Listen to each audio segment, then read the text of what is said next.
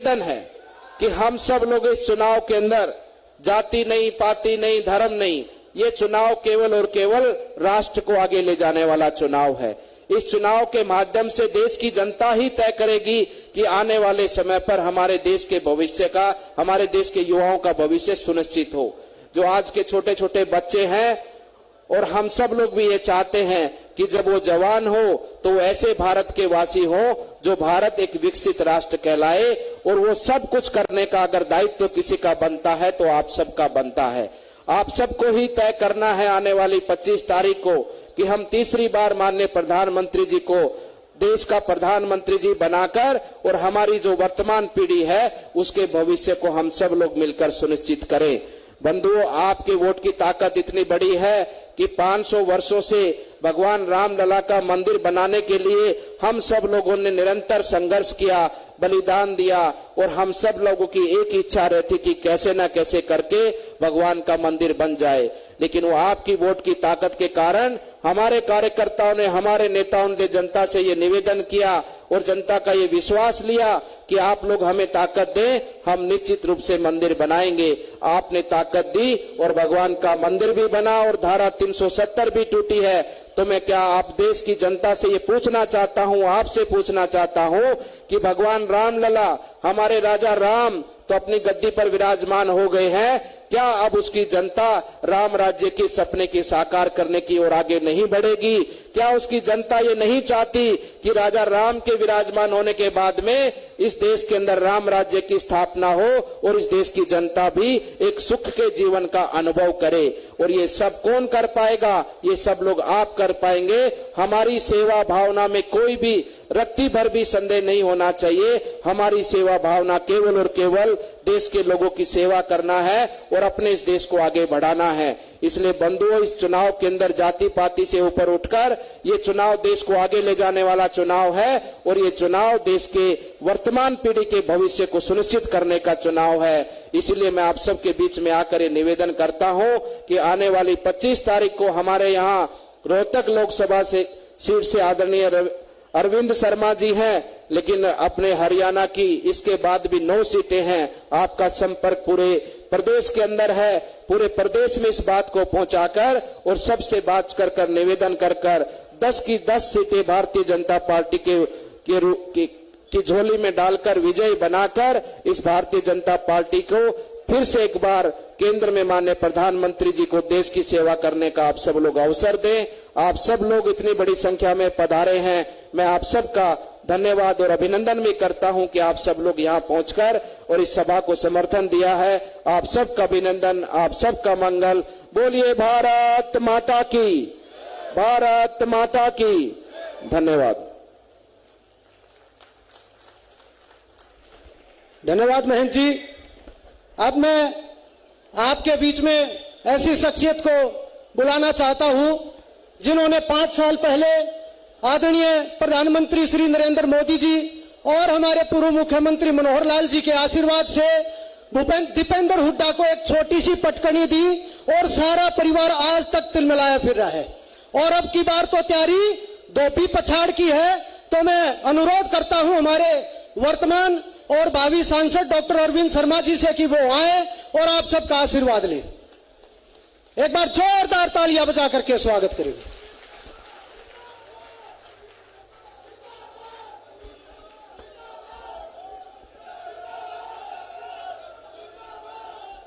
भारत माता की जय श्री राम, जय जय श्री राम।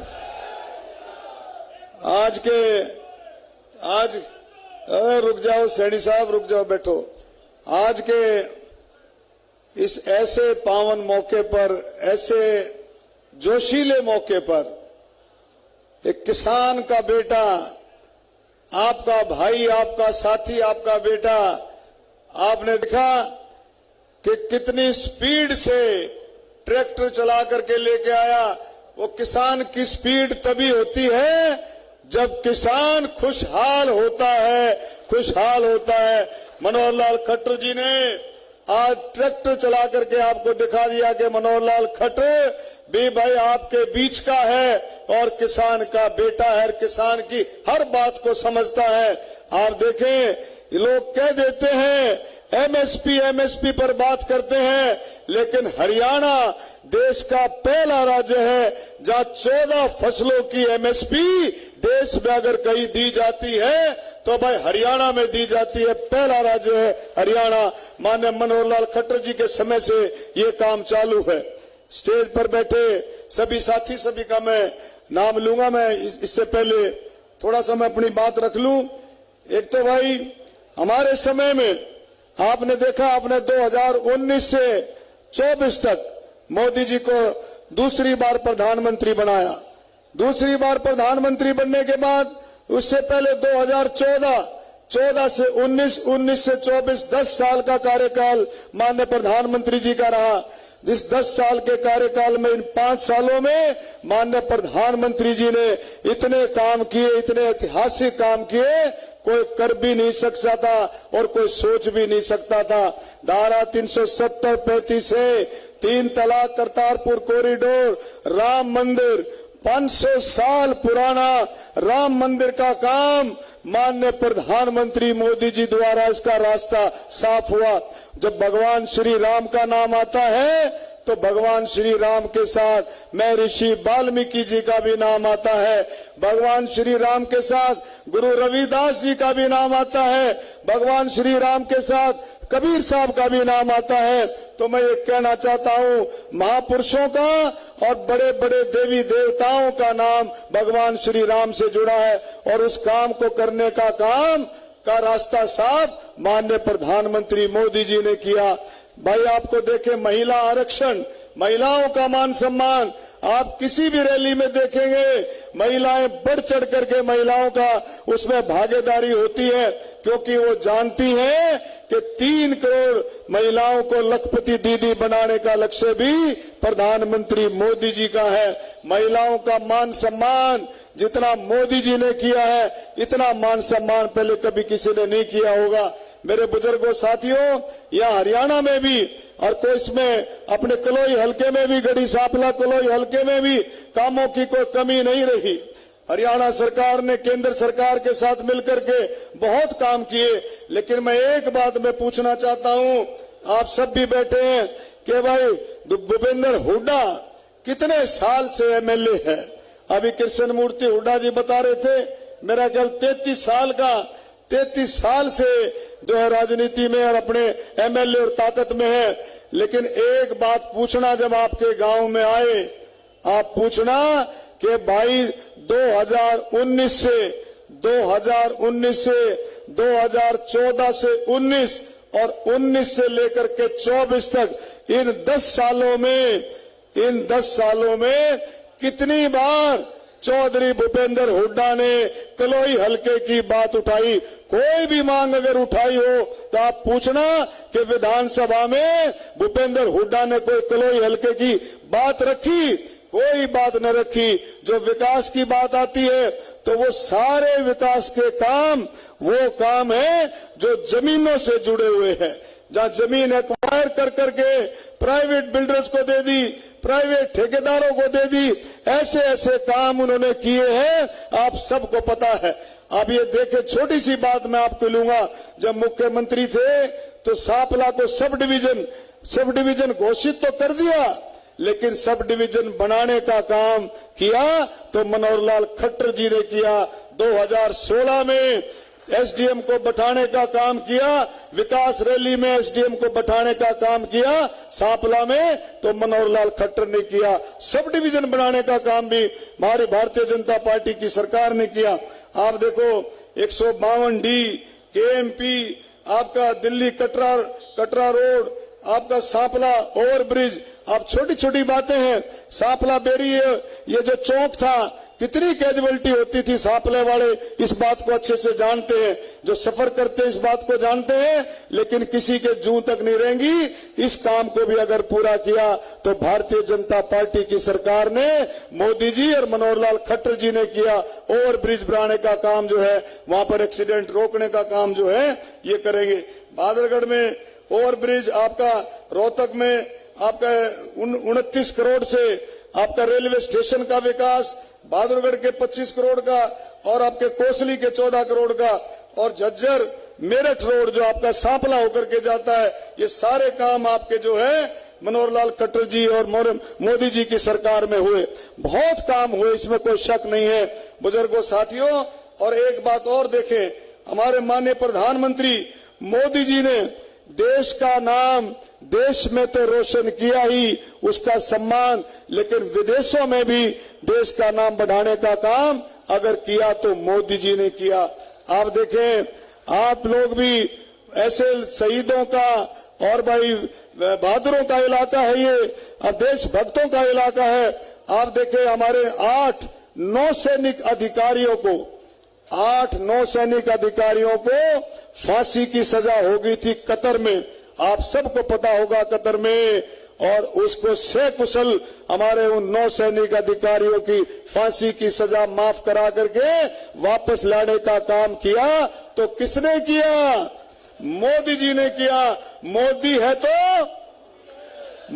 है तो ये कितनी बड़ी बड़ी बातें मोदी जी ने की। आप देखें, जब यूक्रेन रशिया का युद्ध था, उसमें आपके दिनेश गहलोत का बेटा भी फंसा हुआ था। 20,000 लड़के लड़कियां वहां पर स्टूडेंट हमारे फंसे हुए थे यूक्रेन में, उनको अगर बाहर लाने का, देश में वापस लाने का काम किया तो मोदी जी ने किया। ये मोदी है भाई। जितने भी काम आपके हुए, एक और बात, जब कितनी पुरानी हमारी मांग थी कि एक देश एक कानून, भाई हिंदुओं के साथ भी वही कानून और भाई मुसलमानों के साथ भी वही कानून।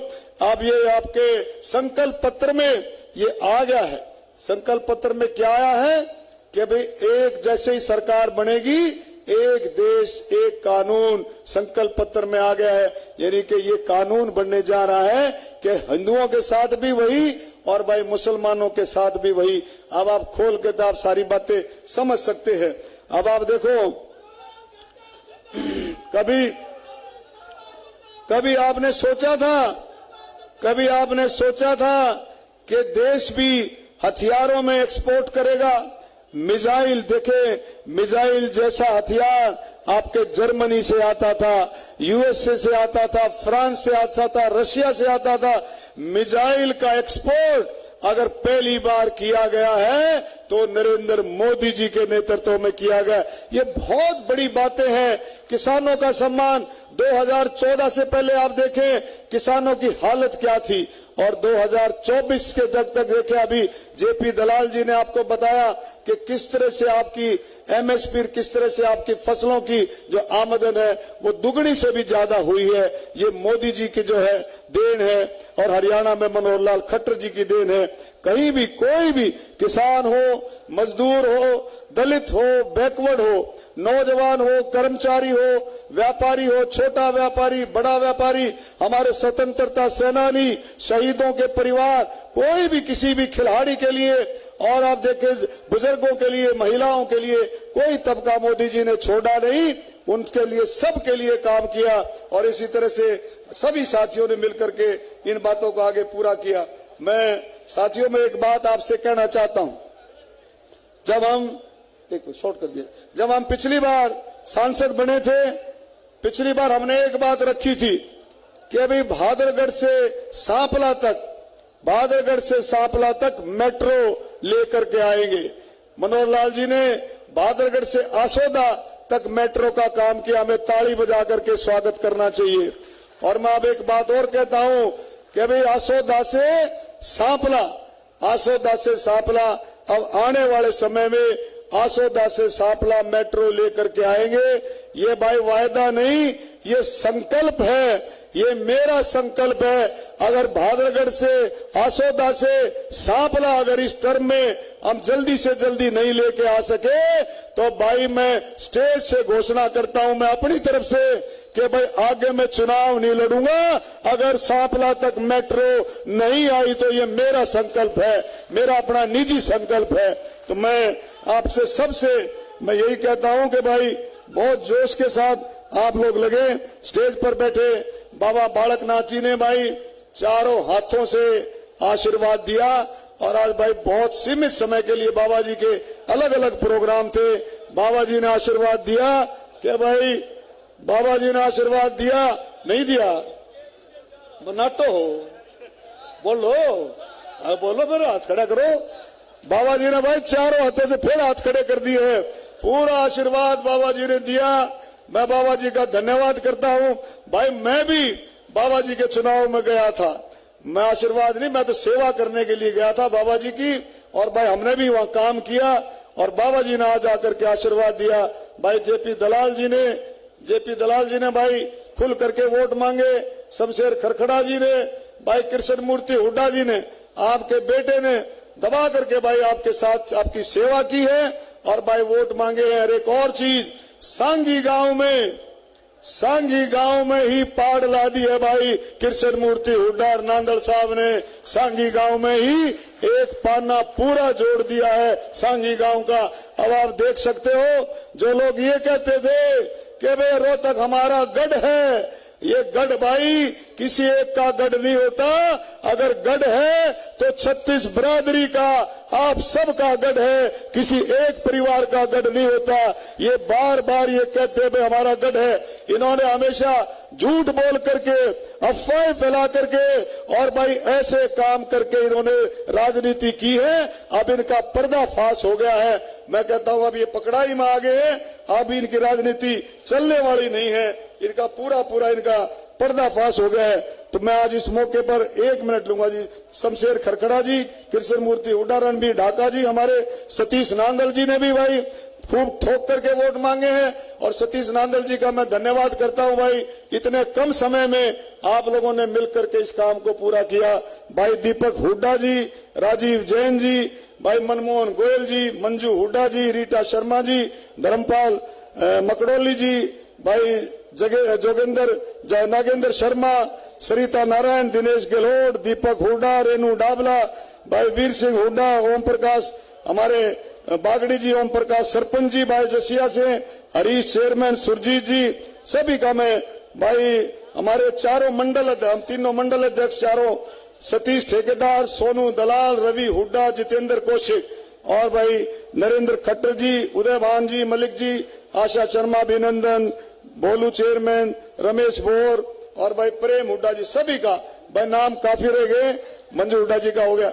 सभी का मैं तहे दिल से, ये स्टेज किस तरफ इधर बैठे हैं हमारी उषा शर्मा जी, हमारी महिला मोर्चे की प्रधान, सभी मोर्चों के, SC ST मोर्चा, BC मोर्चा, सभी के, पर युवा मोर्चा, सभी के मैं तहे दिल से धन्यवाद करता हूं कि आप लोग इधर बैठे हैं। आपने मेहनत की और मनोहर लाल जी ने जो है यहाँ आकर के ये दिखा दिया कि आज दिखा दिया है कि हरियाणा में किसानों की अगर कोई बात सोचता है और गरीबों की बात सोचता है, बैकवर्ड भाइयों की बात सोचता है, तो मनोहर लाल खट्टर और हमारा नायब सैनी सोचता है। नायब सैनी हमारा मुख्यमंत्री सोचता है। धन्यवाद। जय हिंद। भारत माता की।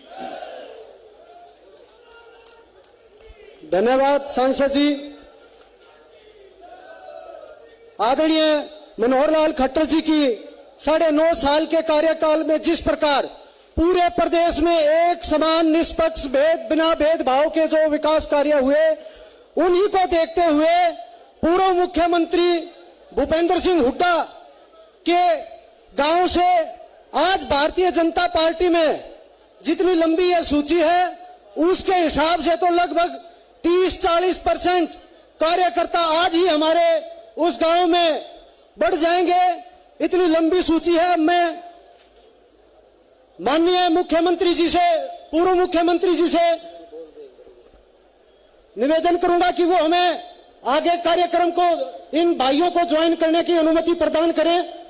अब मैं इस कड़ी में बुलाता हूं हमारे सांगी गांव से राम निवास आर्या, मेंबर हैं पंचायत ब्लॉक समिति के, वो भी आए और उनके साथ में भाई राकेश नाना पहलवान, भाई कप्तान हुड्डा, भाई चांद हुड्डा, भाई रामपाल पटवारी, भाई रोहतास हुड्डा, बलवान हुड्डा, सतबीर हुड्डा, रामनिवास हुड्डा, काला हुड्डा, हरिओम हुड्डा, संजय हुड्डा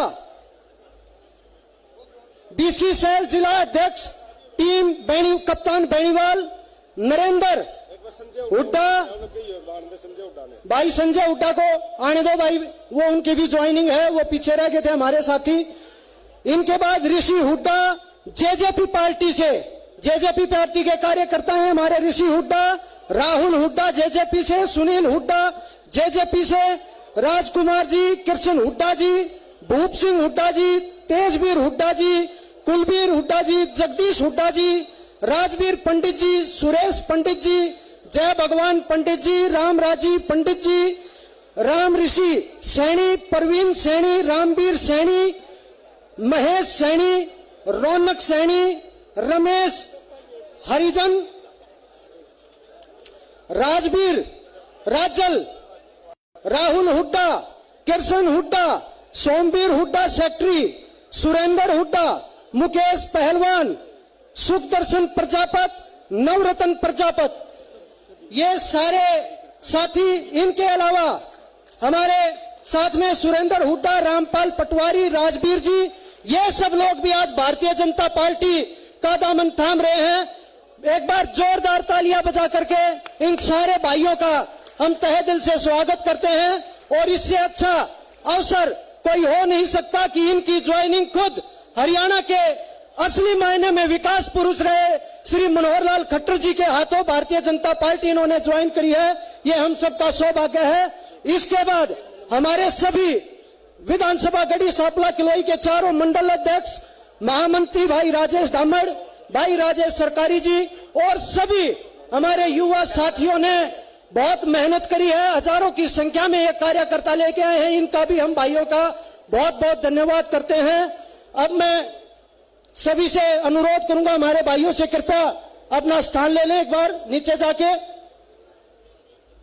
अब मैं हरियाणा के विकास पुरुष श्री मनोहर लाल जी को आमंत्रित करूं। उनसे पहले उनके स्वागत में दो पंक्तियां मैं कहना चाहूंगा। उनके जीवन के संघर्ष को दो लाइनों में समेटने की कोशिश करी है हमने कि जो दाने मिट्टी में मिलते हैं वो गलते हैं, वो फलते हैं, कि जो दाने मिट्टी में मिलते हैं वो गलते हैं, वो फलते हैं, और जो दाने जमीन पर पड़े रहते हैं उन्हें लोग अपने पैरों तले कुचलते हैं। आदरणीय मनोहर लाल जी का संघर्ष है कि उन्होंने भारतीय जनता पार्टी को हरियाणा में इतनी ऊंचाइयां दी, हजारों लाखों कार्यकर्ताओं में जोश भरने का काम किया, गांव गांव हर एक वार्ड हर एक बूथ तक भारतीय जनता पार्टी के कार्यकर्ता में जोश और उत्साह का संचार किया, एक समान पूरे हरियाणा में विकास कार्य किया।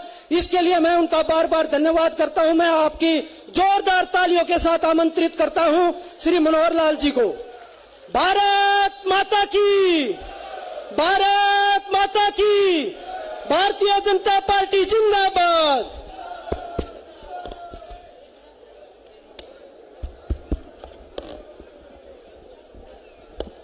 भाइयों, जिस इलाके में हम बैठे हैं इसका नाम आपकी जबान पर, इसका नाम रोशन तभी होगा जब जोरदार एक जयकारा मेरे साथ बोलेंगे, जोर से बोलेंगे, भारत माता के। भाई थारी आवाज तो अभी जसिया से बाहर नहीं निकली, चंडीगढ़ दिल्ली किसे पहुंचेगी? भारत माता के, भारत माता के। बहुत बहुत धन्यवाद। आज की मित्रों ये एक ऐतिहासिक रैली इस किलोई विधानसभा के इलाके की। आज हमारे बीच में हरियाणा सरकार के हमारे मंत्री श्री जेपी दलाल जी, जो अभी कुछ समय पहले तक तो कृषि मंत्री थे, लेकिन उस समय ये सारे खजाने की चाबी मेरे पास रखी हुई थी इन लोगों ने, लेकिन मैंने आते ही वो खजाने की चाबी मुख्यमंत्री के माध्यम से इनको दिलवा दी है, इसलिए खजाना मंत्री हो गए हैं। एक किसान हमारा खजाना मंत्री हो जाए, इससे बड़ी बात नहीं हो सकती कोई। मित्रों, हमारे इस चुनाव के प्रत्याशी, वर्तमान में सांसद, बहुत ही पढ़े लिखे होनहार ऐसे जुझारू हमारे नेता हैं डॉक्टर अरविंद शर्मा जी। और अगर मैं डॉक्टर रीटा शर्मा का नाम न लूं तो डॉक्टर अरविंद शर्मा जी का नाम अधूरा रह जाता है, तो इनकी धर्मपत्नी डॉक्टर रीटा शर्मा भी इनका साथ मिल करके और खूब कंधे से कंधा मिला के चुनाव में आगे बढ़ी है। हमको आशीर्वाद देने के लिए आए हैं अपने ही इलाके में, जिनका बड़ा नाम है बाबा बालक नाथ जी। इतना बड़ा संस्थान वो चला रहे हैं, इस इलाके के लोगों की सेवा भी कर रहे हैं और हमको आशीर्वाद भी दे रहे हैं। इसी प्रकार हमारे मेंबर पार्लियामेंट राज्यसभा श्री रामचंद्र जांगड़ा जी और हमारे इस कार्यक्रम के यानी यहाँ पार्टी के प्रदेश के उपाध्यक्ष तो है ही हैं, इस कार्यक्रम के चाहे सतीश नांदल जी हो, चाहे पूर्व मंत्री वरिष्ठ नेता कृष्णमूर्ति हुड्डा जी हो, दोनों ने इस सभा में जो चार चांद लगाए, इतनी मेहनत करके, इन दोनों का भी मैं बहुत बहुत धन्यवाद करता हूं।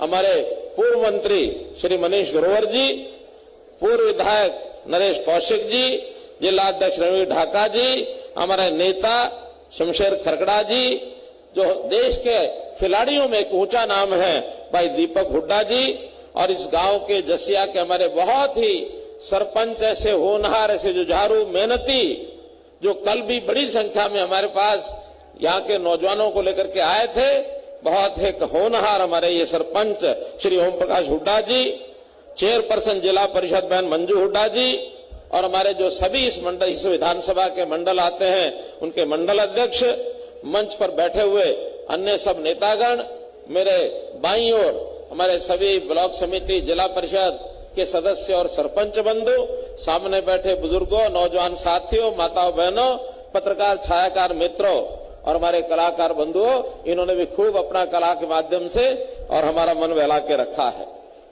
भाइयों बहनों, आज की ये सभा एक ऐसे मौके पर और एक ऐसी लोकसभा क्षेत्र में जो हम सबके लिए बहुत ही महत्वपूर्ण है। मैं इस इलाके में पिछली बार 25 अप्रैल शायद 2017 या 18 था, किलोई के अंदर आकर के सभा करके मैं कुछ बातें कह के गया था, और मैंने जो बातें उस समय दोहराई थी, लगातार उसके बाद भी लगातार 8 साल तक जो हमने उस समय कहा था वो लगातार करते रहे।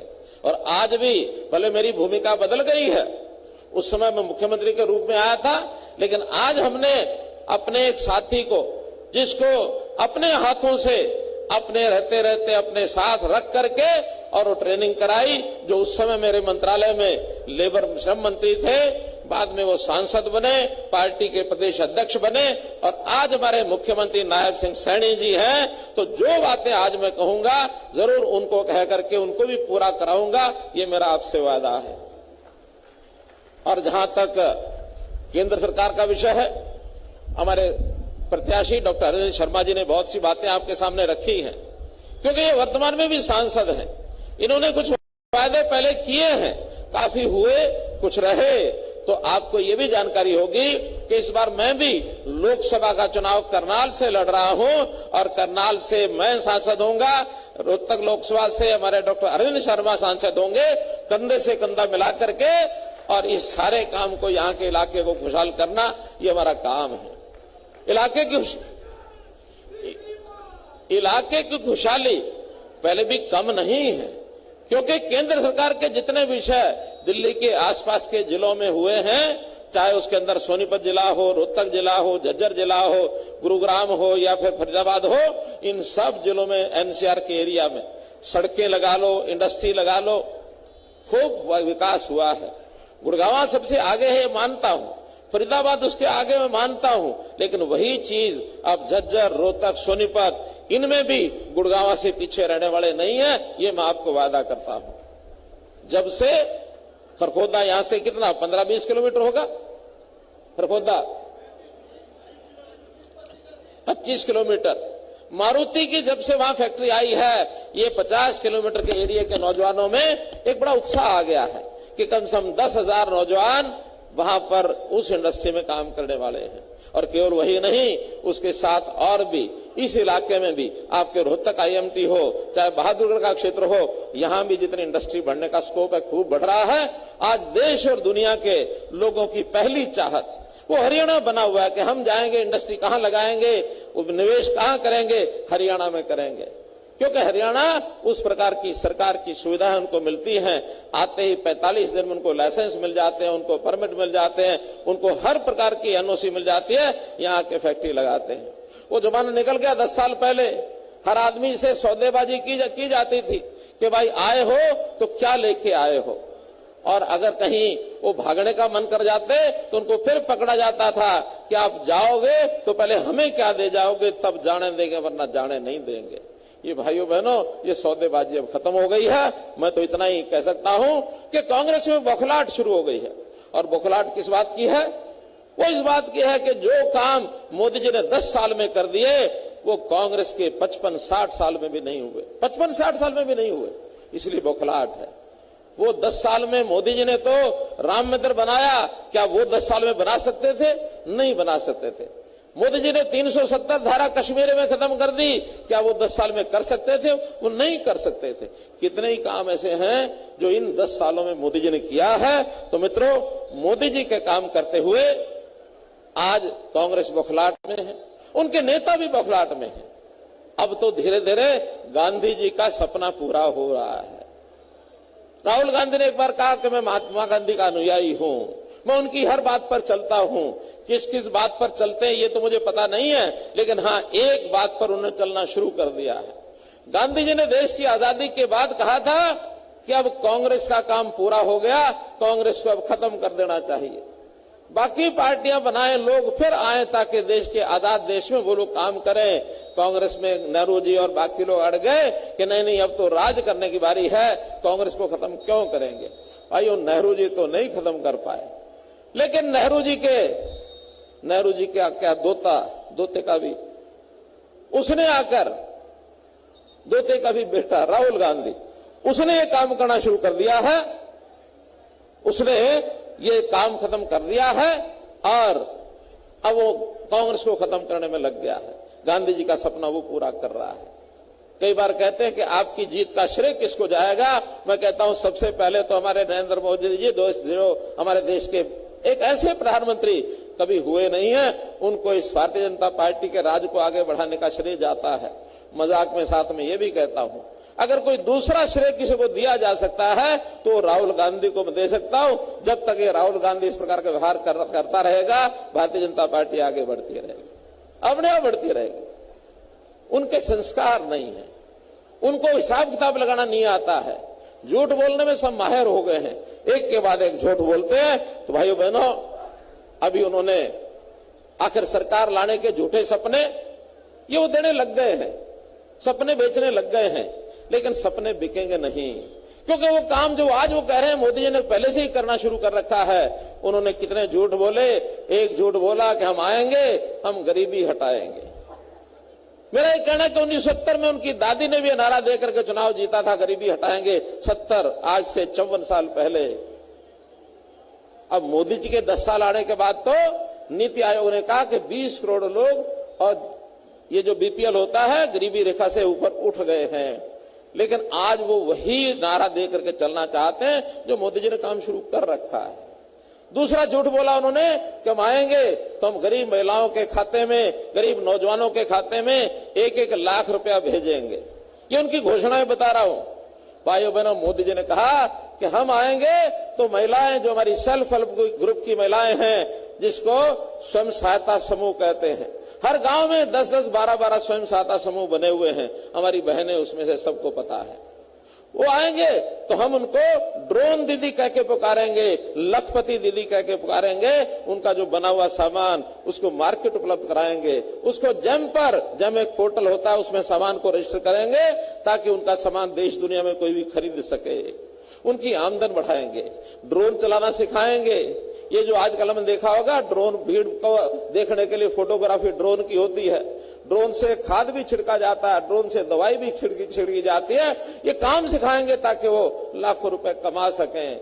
वो मुफ्त देंगे, हम लाखों की कमाई कराएंगे। बोलो भाइयों, बताओ, कमा के खाना ठीक है, मुफ्त का खाना ठीक?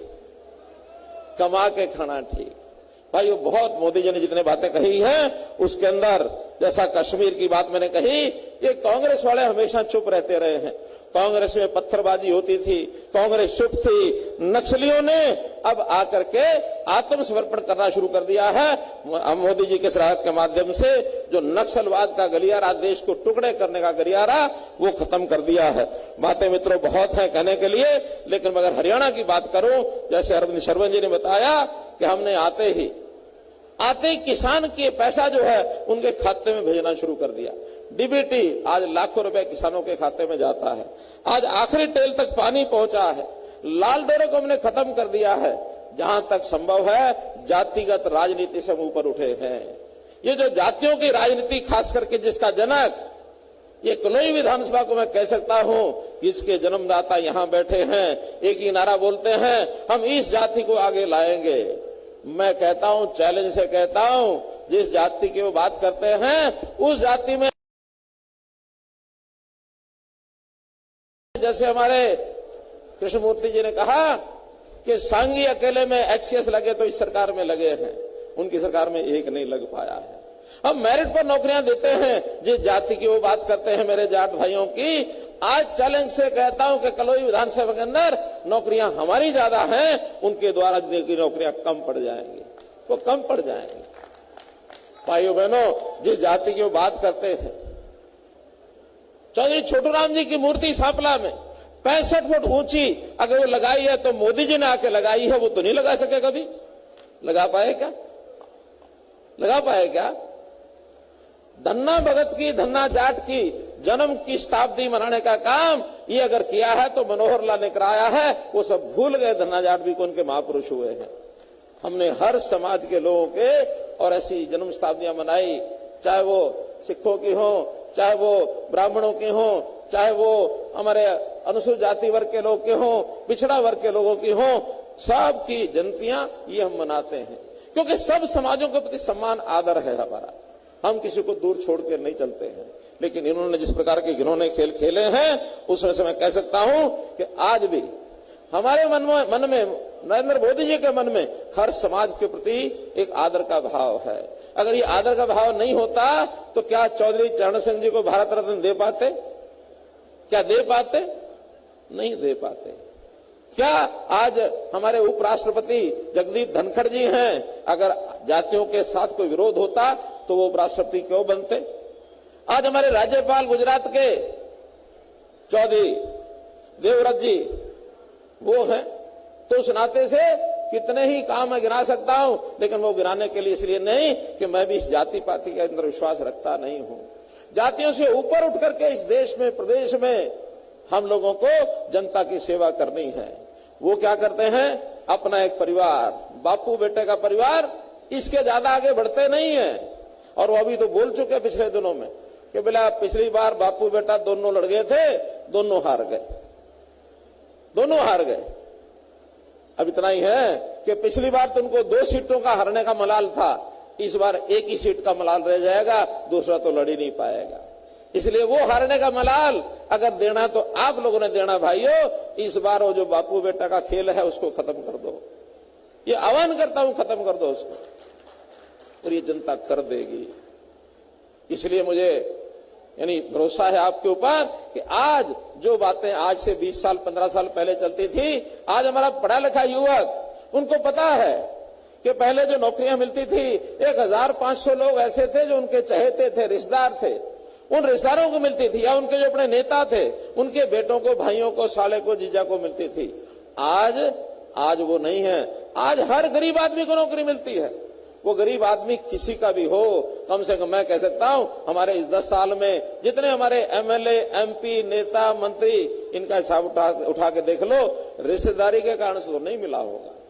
होशियार होगा तो जरूर नौकरी मिली होगी, लेकिन कोई रिश्तेदार है पर्ची लेके आ गया होगा तो मनोहर लाल ने कभी इस सिफारिश मानी नहीं है कि भाई फलाने का रिश्तेदार है, चलो इसको नौकरी दे दो। हम तो अपने एचसीएस भी भर्ती करते हैं जो मेरिट पर हैं।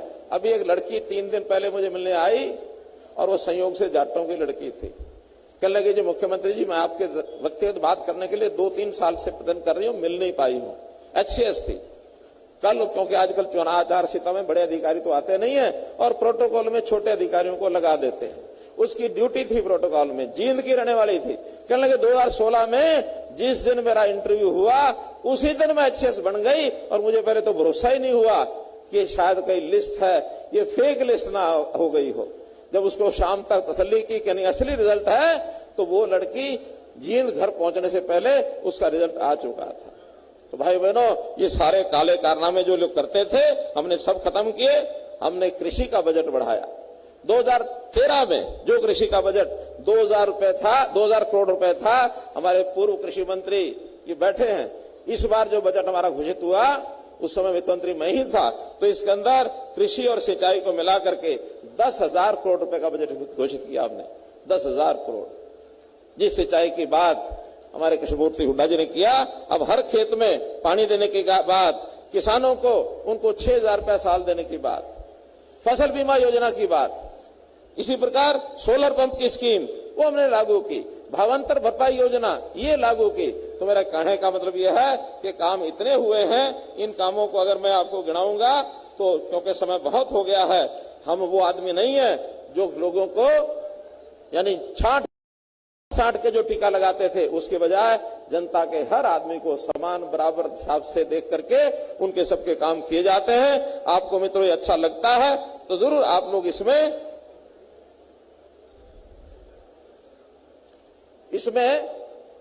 सब लोग जो हैं एक समान तरीके से और आगे बढ़ते हैं। अब अंत में मैं आप लोगों से अपील करता हूं कि मेरे भाषण के बाद अपने गांव के यहाँ के जो सरपंच है वो धन्यवाद करेंगे। आप उठना नहीं, 2 मिनट का उनका धन्यवाद का जो प्रस्ताव है सुन करके जाना है, ये मेरी आपसे अपील है। हमारे सरपंच दसिया ओम प्रकाश जी हुड्डा, ओम प्रकाश जी हुड्डा। अब मैं अनुरोध करता हूं, एक मिनट, और अंतिम अब क्योंकि 25 मई को पोलिंग है और आपने भारी संख्या में हमारे प्रत्याशी डॉक्टर अरविंद शर्मा जी को कमल के निशान पर बटन दबा करके उनको भारी मतों से जिताना है। और यहाँ की जीत एक तरफ, बाकी सब सीटों की जीत एक तरफ। इसलिए रोहतक सीट भाइयों बहनों मैंने स्वयं अडॉप्ट की है और मैं आपसे मांगता हूं कि अगर आप ये सीट जिताएंगे, इसमें अरविंद शर्मा जी की भी जीत है, मनोहर लाल की भी जीत है। इसलिए भाइयों बहनों आपसे अपील करते हुए अपनी बात समाप्त करता हूं। अब डॉक्टर ओम प्रकाश जी हमारे हुड्डा आई। अब मैं अनुरोध करता हूं भारतीय जनता पार्टी के प्रदेश उपाध्यक्ष चौधरी सतीश नांदल जी और हमारे बहुत ही विकासशील सरपंच ओम प्रकाश जी माननीय मनोहर लाल जी को गांव की तरफ से एक स्मृति चिन्ह भेंट करके उनका स्वागत करेंगे। मैं ओम प्रकाश जी से अनुरोध